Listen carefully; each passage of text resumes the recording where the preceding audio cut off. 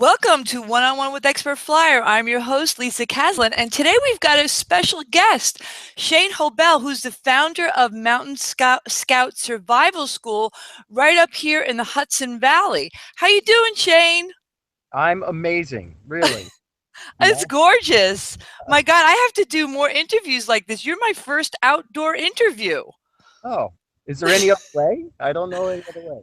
Yeah, well, I know you don't because you're an outdoor wilderness guy. That's why we want to talk to you. So I think I mentioned to you that we've been doing this series on personal enrichment vacations. We're kind of, Right. taking a little bit of a different tack. And, I've been talking to a lot of people who know a lot about yoga retreats and, kind of spiritual awakening type things, which is great, and seem to cater, I'd say, skewing a little bit more towards the female side. And we thought, you know what, we really need to balance this out. We need to go a little bit more rugged. So I found you, and you're going to talk about a survival getaway as an option for somebody who really wants to kind of live on the edge, learn more about kind of being in the outdoors and surviving. So talk a little bit about your school and, where you're at and all that kind of fun stuff. Well, Mountain Scout, we have teaching locations in and around New York City as well. So we're actually the only school that teaches both urban survival as well as wilderness survival. Uh, we actually are the only school allowed to teach in Central Park. So we offer the urban programs down in the city and some of the wilderness and urban programs out of Long Island, Queens, Brooklyn, Staten Island, Westchester, and up here in Putnam, as well as Dutchess. Wow. Uh, the wilderness survival side is really just your ancestor skills. It's your human right, your ancestor knowledge. Mhm. So, knowing your relationship out here. What do you expect for the day? On corporate retreats and getaways, private groups, we give them that fun day or it's that team building day. It's really up to Mhm. them what they're looking for, what are they getting out of it at the end of the day. Mhm. Everybody walks away with a bit of that relationship, knowing what you can do out here. If I Mhm. take a job and take away all things that make you your car, your apartment, all of this stuff, the refrigerator, unplug the cable, certainly take away the devices we're speaking on right now. Yeah. All these things, what do we have? What's the relationship? And that's what you go through the day. And that's shelter, water, fire, food, tracking, awareness, and movement in a day. And let me tell you, just scratching the surface, but it's a tremendous day. It Uh, must be. I mean, that to me is just such a necessary, um, you know, knowledge base, I think, for anybody. I mean, anybody who's been through the Boy Scouts probably has a lot of those types of skills. But today, kids seem to just, want to have their head buried in their laps in their iPhone and iPad.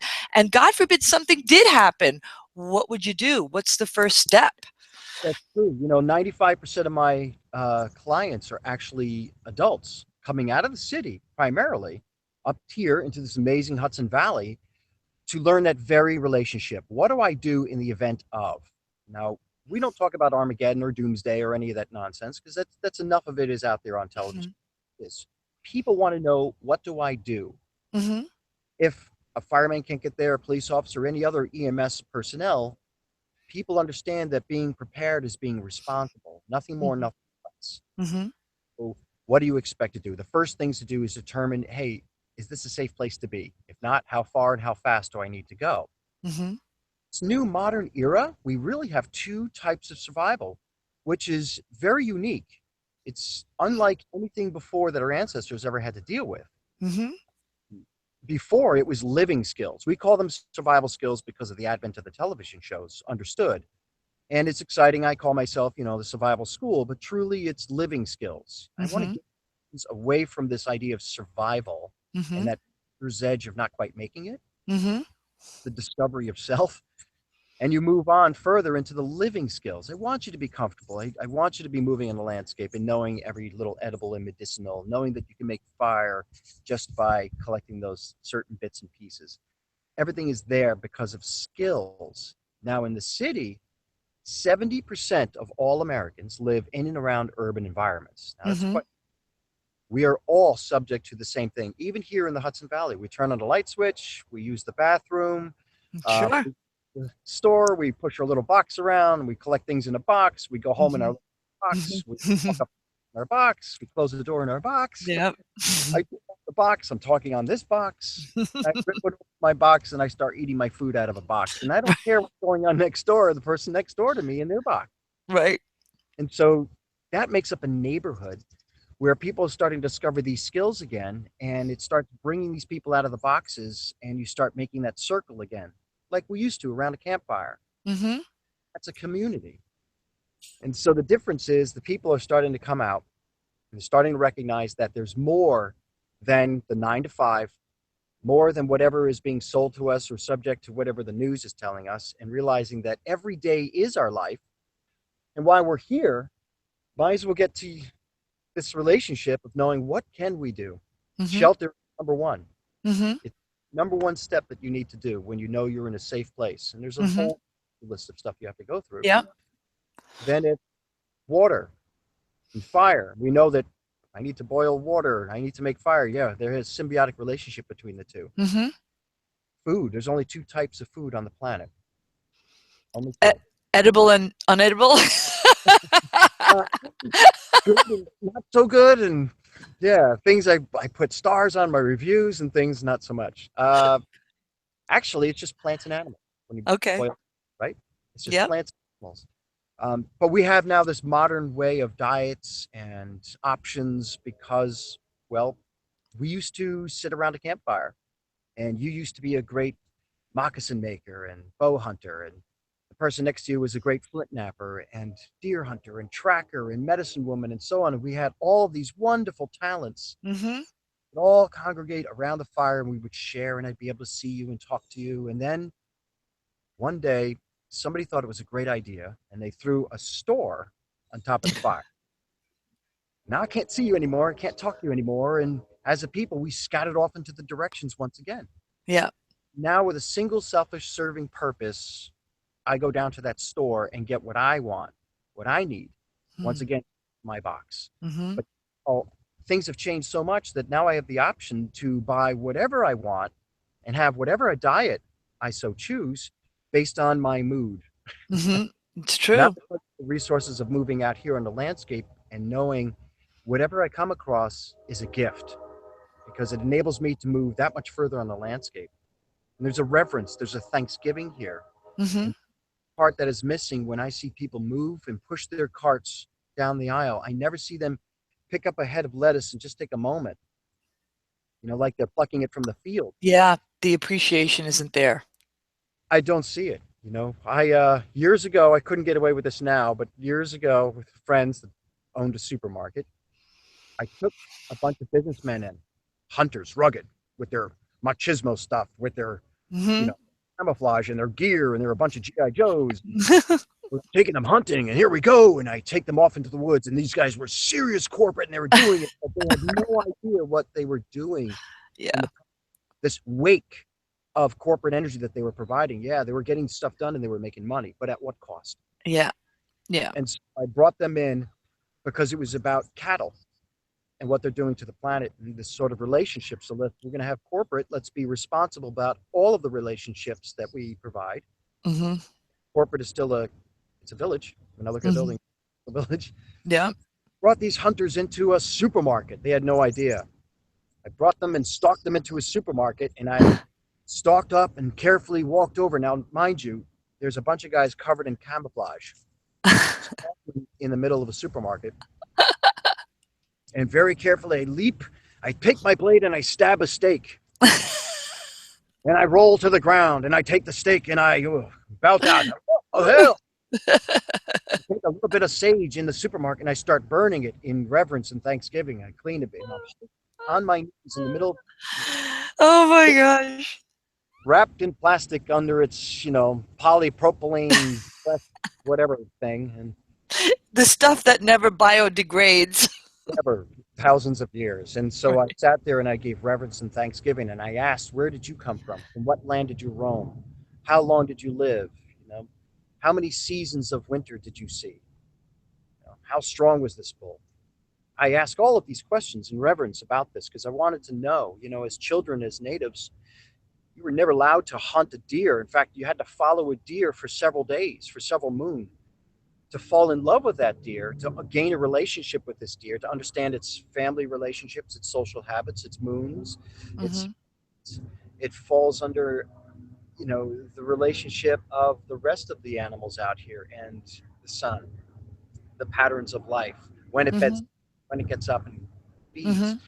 You gain a relationship so much so that you fall in love with it, and it's the worst possible thing that you can ever do is to take this animal. Yeah. Where that reverence and love connection came from as children, because you had to provide for the tribe. If you Yeah. did, you were out. And that's the importance of community, that we provide for each other. And that's what these people receive, not just shelter building and learning how to make a fire and knowing that this is a medicine plant, because without that relationship of where this comes from, it's from our ancestors, which was community based. None of these skills have relevance. It still falls under the selfish purpose of I know how to make shelter. I love that. I mean, that's powerful, and it's hard to even put that into words. I mean, if you just the example that you used, bringing a group of sort of high-powered executives into this environment and kind of turning them on to this whole notion of, wait a minute, let's stop, let's really understand where our bounty comes from, and it's a complete and utter it's a pivotal shift in how you see the world. And I would imagine that folks that sign on to your school walk away with not only these unique skills that are old, but now this refreshing perspective that hopefully they take with them and take back to their families and their friends, right? Agreed. Absolutely. The thing about these skills is you discover yourself. When do we sit down in the middle of the woods and pick up a log and start carving it to create fire? These skills not only are physical, and you have to learn how to use them just in the safety of a knife. Movement was one of the last. Shelter, water, fire, food, tracking, awareness, and movement are the seven cardinal paths or arrows, as it's known, that all of these skills fall under. Your medicine plants, movement is movement with a knife and the safety of movement through the forest, when you should be loud, when you should be silent, when you should move in complete silence and like that of a shadow. All of these things are relevant. And that discovery, more importantly, is the person coming into the class, shedding what they think is their perception based on modern technology, television, and so on, and then discovering themselves. Without that, without understanding that, hey, I can do this, there's nothing in survival or martial arts for that matter that says, hey, I almost blocked that punch. You have a bloody nose now. Let's make fire. Well, you're going to die. Congratulations. That much we do know.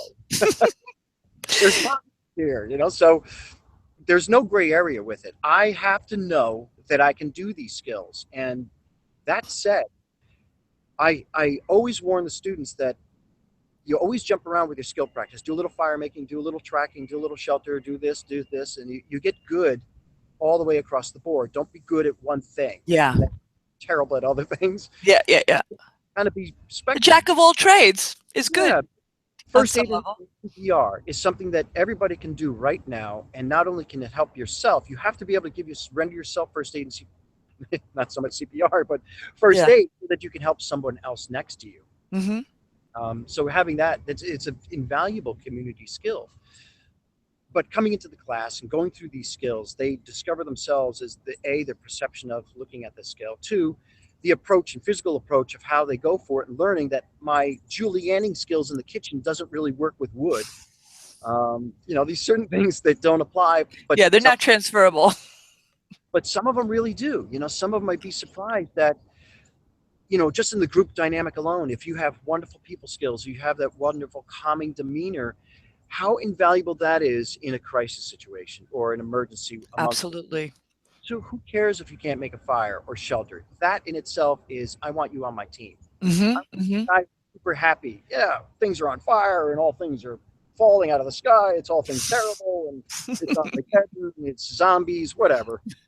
I just hope it's the old zombies. Can we say to the 1950s? Yeah, was it really slow?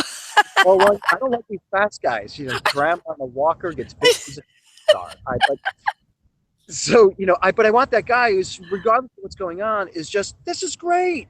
You Yep. can get a day off tomorrow. I don't have. It's the attitude. It's the moral lift.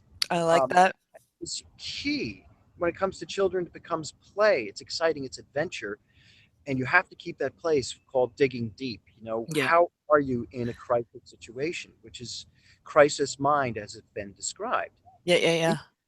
and your ability to move and act and be pre-planning with your friends and family or coworkers is not a place of paranoia. It's a place of understanding that the world is under drastic change.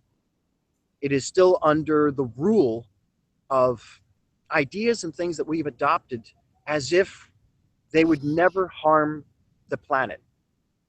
Well, these things have failed. Processes in these systems are still in place. Those that tell us are still in place. And the truth of the matter is the people now they have no choice now. It's not a matter of question. They have no choice. They have to learn these skills. They have to relearn this relationship in order to, A, take care of themselves, 2, pass this on to their children, so that once again, the children grow and gain this relationship and this responsibility, this reverence. Mm-hmm. This is an incredible, incredible resource behind me. One of the Mm-hmm. most fantastic gifts out there. Yep. And we're destroying these things for our future generations. Yeah. It's a shameful thing that we're leaving behind, this legacy. So we have to do something now. We It's not do. All right. So before I let you go, talk about, sort of the net, or maybe some of the surprising reactions. So at the end of maybe a weekend where you've had, and by the way, how many people would you be teaching at the same time? So if you were doing a weekend with a group, what's the maximum amount of people that you might have? Well, it's a good question, and I get that question a lot. And some people are good with big group dynamics, some people not so much. The beautiful thing is that if you get the combination of both, and it's important to have that because you are amongst large groups during that time of need or crisis, so you have to deal with it anyway. We have classes that run intimate, small, private groups, so it's up to you, one-on-one to as many as you want as private level. That includes corporate world, including Mm-hmm. school. But on the general public, we open it up. So lecture time could be, 40, 50 people. But when it comes down to the skills, it's up to you. You're not waiting in line. You're not looking over somebody's shoulder. You're not amongst a crowd. You are on the landscape, and it's now up to you. No one is there to get in your way. You are on your own. And people there to help guide you and so on. But you have that sense of space and freedom. Mm-hmm. So it's important to bring in the community, so to see a group of people and a large group of people work in a totally different dynamic, Mm-hmm. completely different way that is totally different than what we're dealing with today. What we deal with today is not normal behavior. Okay, so what are some of the reactions that you get from your students at the end of this journey? What do they say that has really changed them? What's the reaction? And the honest truth is, I'll get the students that go, "Whoa, this is a little work. If I can do this. I'm not going to do this," and I won't see them. And some of them will understand that, you know what, if something happens, yep, I'm probably going to be the one eaten by the zombies. I'm not going to make, they're honest. They're absolutely honest about that. And I appreciate that. Then I get the ones who are extreme. They are, the preppers, and they are like the serious. And I don't want to give that as a bad Yeah, negative point to it. They're actually being more responsible than most, yeah, which is actually very good. But some of they're them are motivated. super motivated, and they are just gung ho and roger Yeah. that. So it's awesome. I love these guys. So then most of my people, which I'm really happy to announce, are everybody. It's, you name the profession, they're walking in the door. From single moms, which is a nice big trend that's Yeah, happening now, which I'm really happy to see. yeah.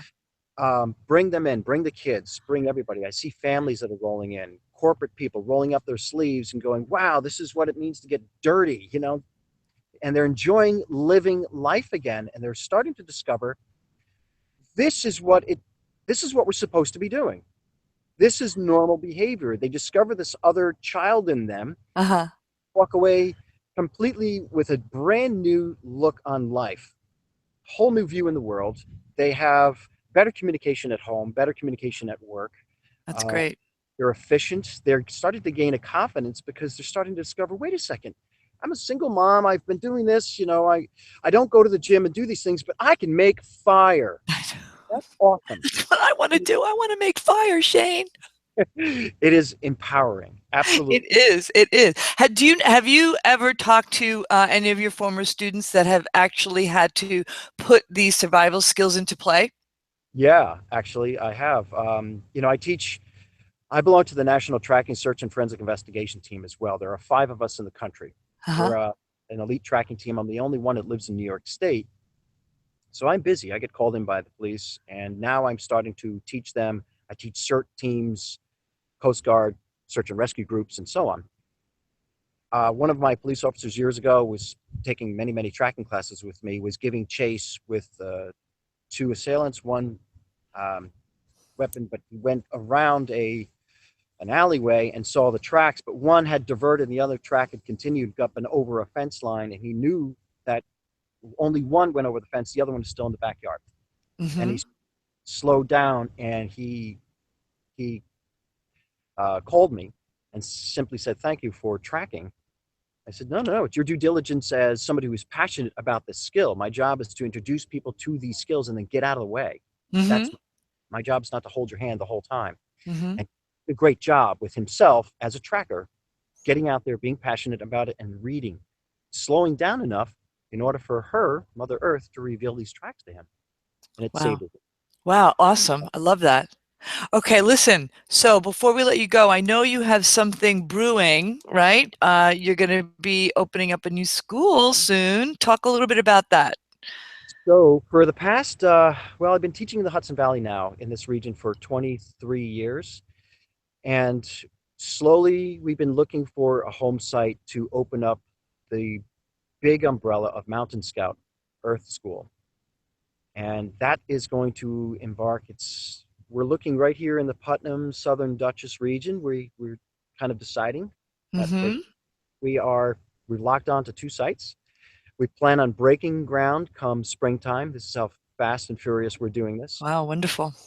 And there are 21 branches of study within this school, from edible and medicinal teaching programs to permaculture, children's camp, the archery programs, learning from arrow point making, arrow, bow, to learning how to shoot, to the wellness center. The grandmothers and grandfathers from the elders are going to be coming in and doing their teaching. Wonderful. Yeah, Love that. there's Native American. Yeah, absolutely, and of course, the corporate retreats and so on. There's this is a lot great. going on Oh, we're that so excited. people need to know. Yeah, sure. Okay, so if folks want to kind of keep in touch or learn more about you, what's your website? It's MTN at what is my website? Mountain I Scout think isn't it MT Survival dot dot yes, Scout? MTN Scoutsurvival.com. Yeah. Okay, all right. We'll Google Mountain Mountain Scout Survival School, and everybody will find you. And your name is still Shane Hobel. Yes, yeah. Listen, a pleasure talking to you, Shane. Thank you so much for your time. We want to have you back again. Absolutely. My pleasure. All right, take care. Bye Bye. now.